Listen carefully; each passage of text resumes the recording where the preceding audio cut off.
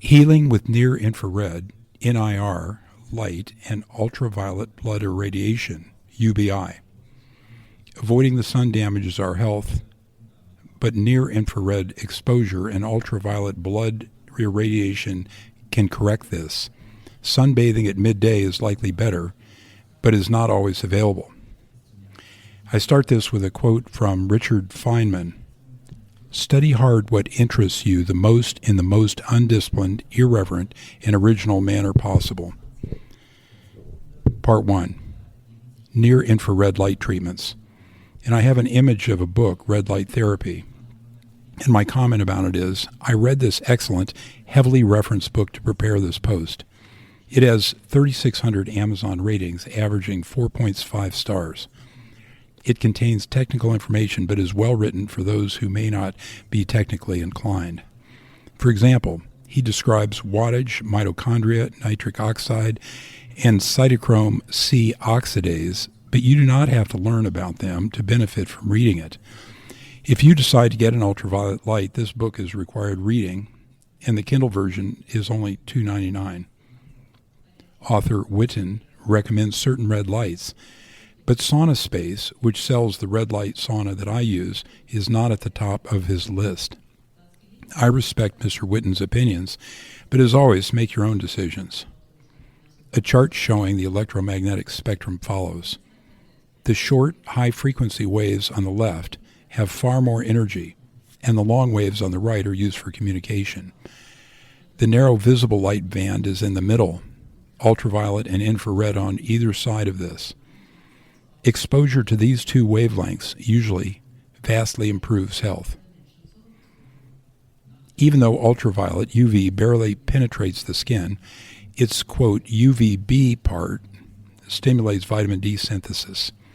In contrast, near-infrared, NIR, passes 2 inches into the body, even into the brain. Depression, anxiety, and seasonal affective disorder may be relieved along with much more. The following diagram is a magnified part of the top diagram. It's a curve that goes from 600 to 3,800 angstroms, I think. It's a spectrum irradiance measure, watts per meter squared per nanometer. And those charts are from Sauna Space. The curve above is a spectrum emitted by Sauna Space's ultraviolet lights. The parts of the visible and near-infrared spectrum that promote health are shown in orange. Thousands of studies back this claim. Mr. Witten supports this as well. Quote, based on the bulk of the research, you want 630 to 680 nanometers, that's the optimal healing spectrum of visible red light, 800 to 880 nanometers, which is the optimal healing spectrum of near-infrared, or a combination of both, unquote. Sauna Space's bulbs cover these sweet spots. They are powerful enough that you can be up to 3 feet away and still get strong effects. A 4-bulb setup is $1,500. Far infrared produces heat. In the graph above, this is shown under the curve to the right of the orange area. An enclosed space is needed to make this work. And then I have an image of a sauna that is likely far infrared only. This heats but does not supply the desirable far infrared. It's likely near infrared only. This heats but does not supply the desirable far infrared. Warming has separate beneficial effects. Any holistic doctor will tell you that when you sweat, you detoxify. Sauna research on 2,300 Finnish men who used saunas showed that their lifespans were extended. They average at least 14 minutes, 4 days a week of exposure. Since this was an observational study, it is suggestive but not conclusive. In contrast, thousands of studies support dozens of healthy effects for the near-infrared and the red light, shown in the dark and light orange areas in the graphs above. These radiation effects are far more well established than the benefits of heat, and you do not have to cook yourself at 160 degrees. Witten tells you what works best. He says, quote, 99% of the red light therapy products being sold in major outlets online are a waste of money. Virtually all of these devices, even the ones that cost hundreds of dollars, are grossly underpowered, too small, and ultimately ineffective or very time-consuming to use, or both, unquote. Some of his recommended lights are under $500. He also writes that optimal exposure to near-infrared light may be shorter than what is best for a sauna. Depending on your device, only a few minutes every other day may be optimal for your IR exposure. In contrast, 20 minutes 4 days a week at 160 to 170 degrees Fahrenheit might be best for heat. Airy may be correct, but usage precision like this is beyond the interests or inclinations of most people, including me. Ari Witten's book describes how NIR near-infrared treatment benefits the following. Injuries, which includes sprains, strains, cuts, burns, fractures, whiplash, and so on. He says to use it as soon as possible. Sleep enhancement, melatonin production. Non-invasive body contouring, quote, research has shown that LLLT is effective in reducing overall body circumference measurements of specifically treated regions, including the hips, waist, thighs, upper arms, with recent studies demonstrating the long-term effectiveness of results. The treatment is painless, and there appears to be no adverse effects associated with this. Medical syndromes, traumatic brain injury, spinal cord injury, peripheral nerve injury, painful diabetic neuropathy, Alzheimer's and Parkinson's disease, and I have a reference for Parkinson's disease, cognitive performance and memory, improvement of osteoarthritis, fighting Hashimoto's hypothyroidism, combating fibromyalgia and chronic fatigue, enhancing recovery from exercise with increased muscle gain, fat loss, performance, strength, and endurance, regrowing hair in men after hair loss, speeding up wound healing, increasing energy levels, decreasing inflammation, improving eye health, including age-related macular degeneration, improving cognitive performance. Ari's tips for light usage in his own words, and these are all his quotes. Many light devices come with a door hanging kit. If you choose to use that, you'll be standing or sitting in a chair next to the device. Many people do it this way. I personally almost always use mine while laying down. I position lights on the ground and lay next to them, either on my side, back, or front to treat the targeted area. I just find it more relaxing than standing to lay down while doing it. Mostly I tell people they can use these things for 10 to 20 minutes a day, and it will have major benefits and will be extremely unlikely to have any ill effects.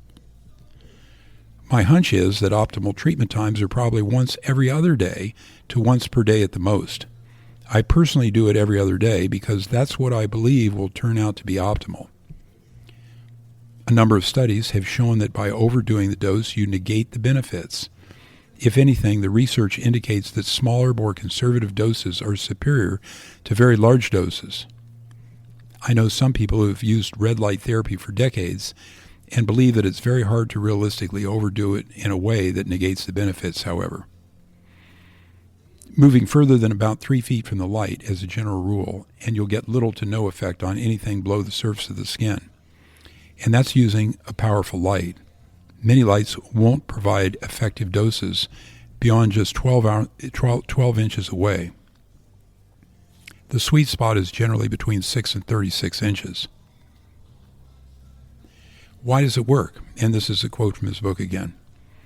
The fundamental reason that red light and near-infrared light have so many incredible benefits on our health is because they are correcting a deficiency. We should be getting plenty of red and near-infrared light from the sun, but since we're not, we can apply a device in a targeted way to give us that light, quote, nutrient and get profound benefits from it. While most other wavelengths of light, such as UV, blue, green, and yellow light, etc., are mostly unable to penetrate the body and stay in the layers of the skin, Near-infrared light and red light are able to reach deep into the human body, that's several centimeters or close to 2 inches in some cases, and are able to directly penetrate into the cells, tissues, blood, nerves, rods, and cones of the eyes, the brain, and into the bones. Yoho note: ultraviolet blood irradiation permits deep penetration using another method that I describe below. Okay, here's my snarky editorializing. Airy uses jargon to describe how light, quote, charges a cellular battery, unquote. His description is referenced and makes sense, but I think it is irrelevant to a patient, a clinician, or casual student like me. You may disagree with my assessment, but you may be smarter than I am, or maybe you are starstruck by the, quote, scientists. I am not. I'm contemptuous of them based on the lies they have told us over the past decades and how easily they've been bought. I see the world through the lens of a 1900-era doctor. I am trying to learn what works by observing patients and listening to others. That's empiricism. After the frauds I've witnessed, I am contemptuous of academics, the bribe journals, and their, quote, randomized controlled trials. I do not give a damn about theories or mechanisms either. In our post-science era, only experience is clean, only empiricism remains. To dismiss patient stories as, quote, anecdotal, unquote, is a bald-faced globalist lie. If I don't understand something after studying it, I quickly label it fake. I have felt academic medicine was fraudulent for most of my career, but have only recently been able to express why. Here's what I wrote in Butchered by Healthcare, published in 220. Quote, 3 blues clues, practical heuristics, will help you decipher anything. Number 1, the updated golden rule is that those with the gold make the rules, so learning the funding sources explains a lot. Number 2, if you do not follow the reasoning, someone is likely lying to sell you something. You are as smart as a storyteller, so do not let them fool you. This applies to financial advisors and lawyers as well as to medical studies. You do not need to be an academic to judge complex data. In fact, learning too much detail obscures the truth. Number 3, controversy, confusion, and contradictory evidence about small numbers proves that whatever it is does not work. Do not fall into the trap of believing, quote, reasonable people disagree, or, quote, the science is developing. Always remember rule number 1, follow the money. The following are examples of ideas that I quickly dismiss. First is Airy quoting another source.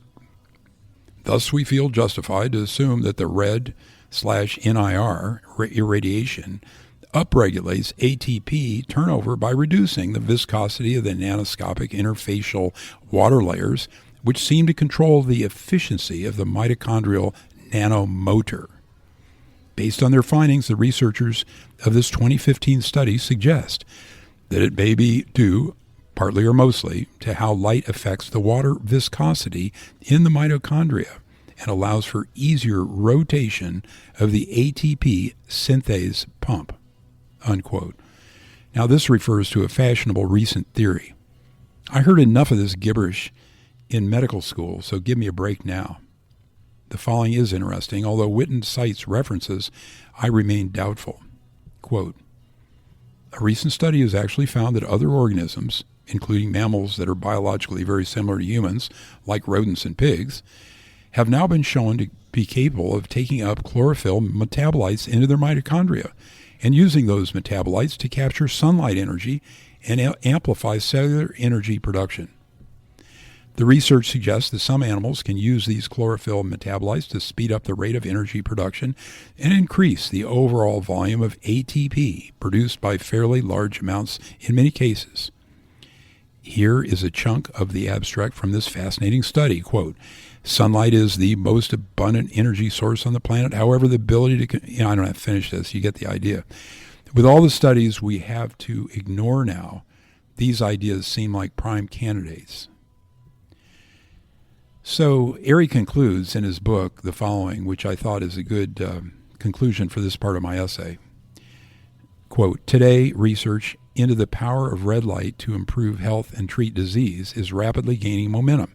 We are learning that red and near-infrared light therapy can benefit virtually every system of the body and can even improve the way you look.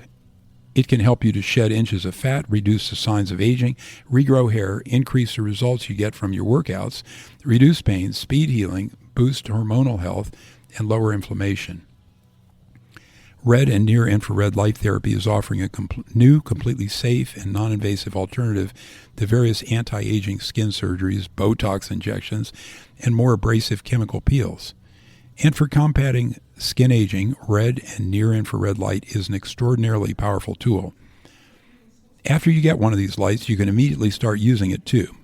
Increase your energy, make your skin healthier, get rid of cellulite, speed up fat loss, improve muscle recovery and athletic performance, improve mood and cognitive function, increase muscle size and strength, speed healing from injury, and improve metabolic and hormonal health.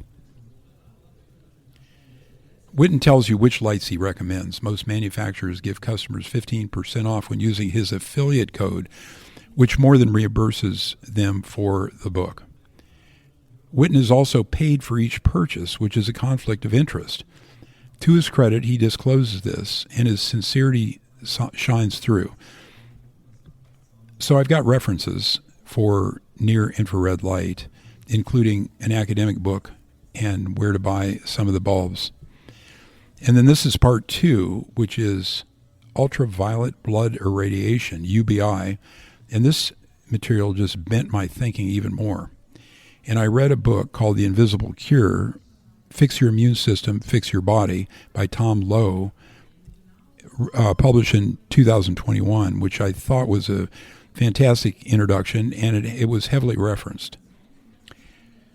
The procedure consists of drawing blood, irradiating it with ultraviolet using a transparent vial, then replacing it in the body. Dogs were studied first.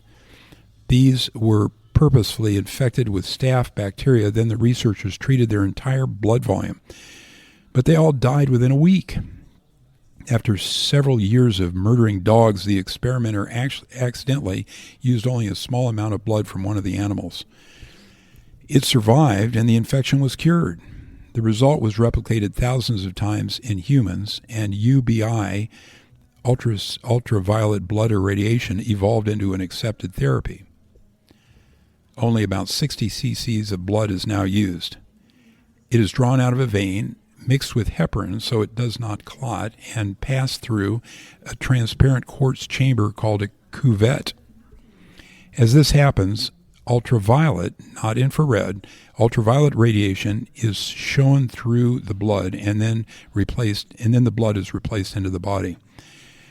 As you recall, ultraviolet is the far side of visible light from infrared, and I've got the diagram at the very top of the article. The inside of the cuvette has specially designed protrusions that create turbulence and push the blood to the sides of the transparent device. Since ultraviolet wavelength penetrates so minimally, this is needed to maximize the radiation contact with the blood, and I have a diagram about the cuvette. Because ultraviolet penetration of human tissues is so minimal, this clumsy procedure is necessary to expose the blood to enough of these wavelengths to produce clinical results. UBI is now available in most major U.S. cities. Because it is slightly invasive, practitioners require a medical license to use it. The machines cost only about $5,000, so the procedure is affordable. Most clinical results occur after one or just a few treatments. Invisible Cure is heavily referenced. The author spent 12 years traveling and interviewing many doctors. During this time, he went from being a disbeliever to owning a clinic and promoting the therapy. Hundreds of thousands of patients have been treated in the 80 years since UBI was invented.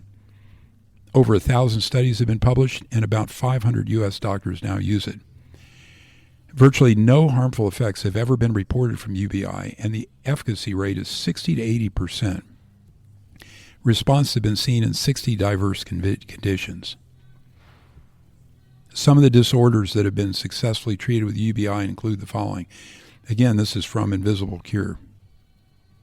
David Minkoff, MD, legendary holistic physician, says, quote, All of our Lyme, cancer, chronic fatigue, MS, and autoimmune disease patients receive it, and I get one every week because it improves immune health and athletic performance. From Africa, about a case of advanced rabies, quote, "Rabies is always fatal unless there is an intervention. The day after the first treatment, there were signs of recovery. Another two treatments were administered within the following days, and he made a full recovery."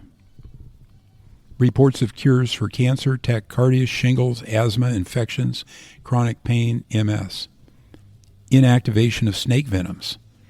Cures of pneumonia, both viral and bacterial, peritonitis, polio, botulism, biliary disease, rheumatic fever, eye infections, viral hepatitis. Clinical depression relief. Inflammatory and osteoarthritis relief. Heart disease, including vascular disorders, OBGYN, reduction of miscarriages and stillbirths, increased fertility, success with preeclampsia, PID with sepsis. Viral infections, influenza, COVID, SARS, MERS, H1N1 viral pneumonia, viral hepatitis, Epstein-Barr, polio, viral iridocyclitis, uveitis, retrobulbar neuritis.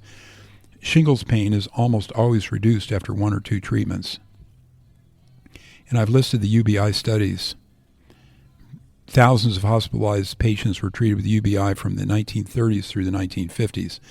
Many of the records are still in existence, and the findings support efficacy.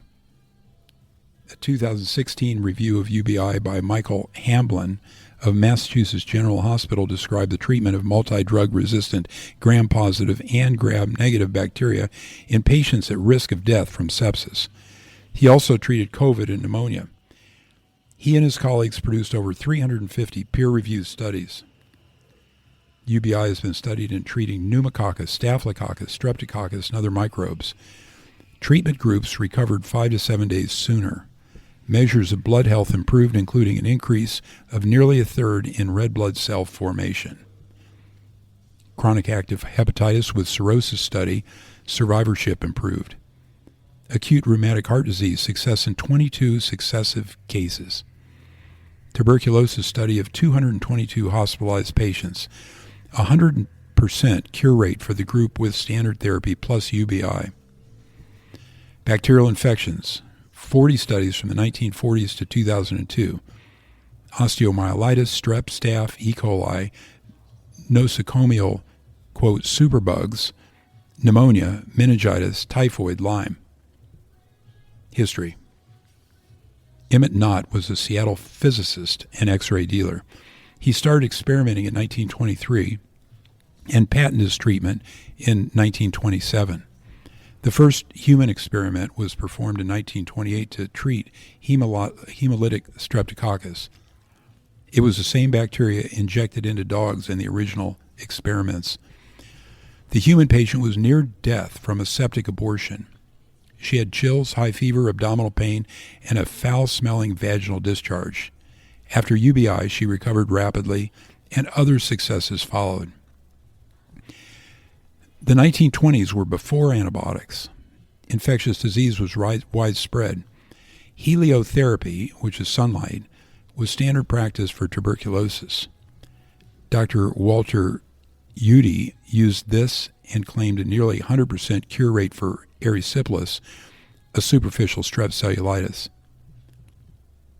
Meanwhile, Knott spent decades promoting UBI. By the 1940s, there had been 25 trials. Many studies were done in hospitals where the record-keeping was the best. The results were staggering. The procedure saved lives.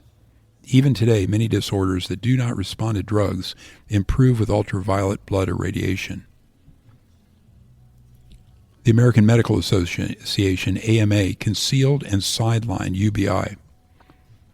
Morris Fishbein ran the AMA and was the chief editor of the Journal of the American Medical Association, JAMA, from 1924 to 1950. In the late 1940s and early 1950s, he tried to purchase the rights to various treatments. If the owners would not sell, he labeled them quacks. As UBI was gaining ground in a number of hospitals, Fishbein offered Emmett Knott $100,000 which was about $1 million in today's dollars, to buy the rights to the device and perform a study supporting UBI. Not refused. In those days, Fishbein supported tobacco companies' claims that their products were healthy. In return, they advertised in JAMA. Fishbein approved slogans including, quote, "More doctors smoke Camels than any other cigarette," and, quote, "just what the doctor ordered." Then, in 1953, the Congressional Investigation Committee determined that 12 alternative treatments were actively conspired against by the AMA and organized medicine. It castigated the AMA for its dishonesty and conspiracy against non-orthodox treatments. Specific rebukes included in the Fitzgerald report had this to say, quote, "There is reason to believe that the AMA has been hasty, capricious, arbitrary, and outright dishonest. Behind and overall, this is the weirdest conglomeration of corrupt motives, intrigue, selfishness, jealousy, obstruction, and conspiracy that I have ever seen." Do you see the patterns?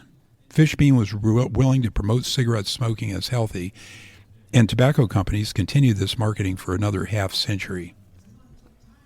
Despite its promise, Fishbein also discouraged light therapy. After he was labeled a fraud, he was hired by a tobacco company. Rockefeller's attempts to rule healthcare began during this period. He discredited holistic methods and promoted treatments that made money and could be controlled. None of these had the almost universal applicability and near panacea qualities of UBI. Many people died because the knowledge suppression limited available therapies. It was mass murder, eugenics, but compared to the open war during the deployment of COVID and the, quote, vaccine, it was an amateurish, innocent era. How does UBI work? It theoretically destroys DNA in the viruses and bacteria's nuclei, preventing replication. Red blood cells are not vulnerable to this because they have no nuclei. White blood cells do, but they are a tiny minority of blood. Even with the cuvette's internal protrusions mixing the blood and presenting more surface area to irradiation, some estimates are that only 0.05% is exposed to the light. How could treating such a small amount of blood work so well? No one knows. How to evaluate your physician. Learn what your doctors are doing before giving them a dime, and you will avoid wasting time and money. Examine their cuvettes and ask them about their protocol. Here's what Ken Dillon recommends in his book, Healing Photons, The Science and Art of Blood Irradiation Therapy, published in 1998. Quote, 60 cc's of blood, which is about 1% of the total blood volume, are drawn and mixed with 500 international units of heparin in a 60 cc syringe. A 250 milliliter saline bag is attached to a cuvette. After an appropriate volume is discarded, the blood is mixed into the saline, making it about a third blood. Other protocols use only 20%.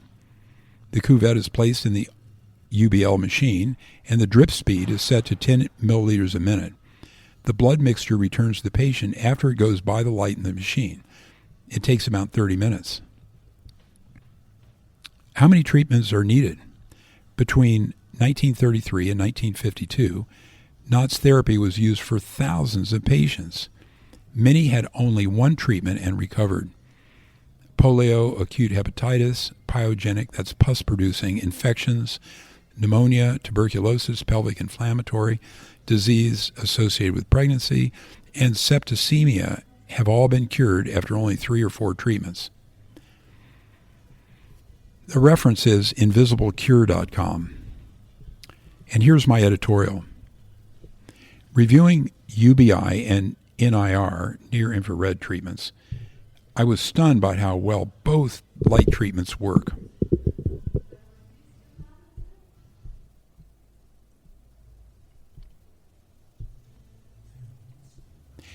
The claims about each nearly mirror the other. This is evidence that they do the same thing. Ultraviolet blood treatment is more invasive but requires far less time for pronounced effects than infrared exposure. So UV wavelengths might be more effective for human disease. The simplicity of these treatments lends credibility to Airy's theory that near-infrared's profound effect might be due to sun deprivation in the host. UBI likely has impacts for the same reason. Our bodies are just so starved for even a minimal exposure that when we get it, dramatic improvements ensue. And we feel fantastic. I felt sick after learning all this. My ladder had been leaning against the wrong wall my whole medical career. And then I have a note at the bottom. I did not read the primary literature, and much of this is observational anyway.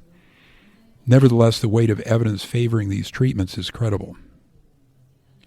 And before I put in my pitch, I have both these treatments are available to you. You can order your IR light or check out local UVB providers if you have health problems. While you're sitting in a waiting room or shopping for your infrared light, sign your friends up to Surviving Healthcare by typing their emails below.